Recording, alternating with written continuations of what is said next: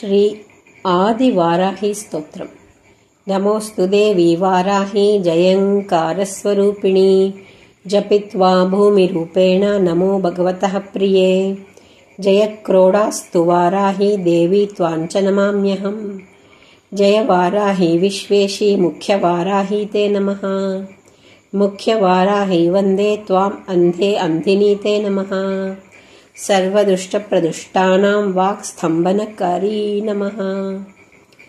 नमः स्तम्भिनी स्तम्भे त्वां जृम्भे जृम्भिणी ते नमः।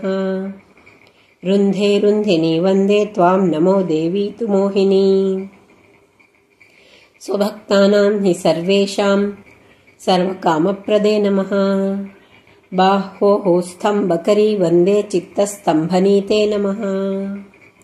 चक्षुस्तम्भिनी त्वां मुख्यस्तम्भिनी ते नमो नमः।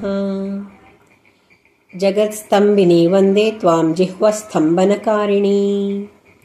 स्तम्भनं कुरु शत्रूणां कुरु मे शत्रुनाशनम्।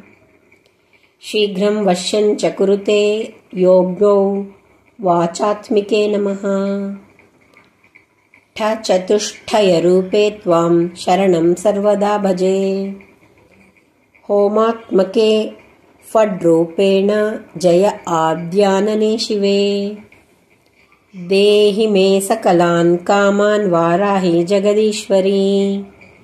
नमस्तुभ्यं नमस्तुभ्यं नमस्तुभ्यं नमो नमः। इदमाद्याननास्तोत्रं सर्वपापविनाशनम्। पठेद्यः सर्वदा भक्त्या पातर्कैर्मुच्यते तथा। लभन्ते शत्रवो नाशं दुःखरोगापमृत्यवः। महदायुष्यमाप्नोति अलक्ष्मीर्नाशमाप्नुयात्। इति श्री आदिवाराही स्तोत्रम्।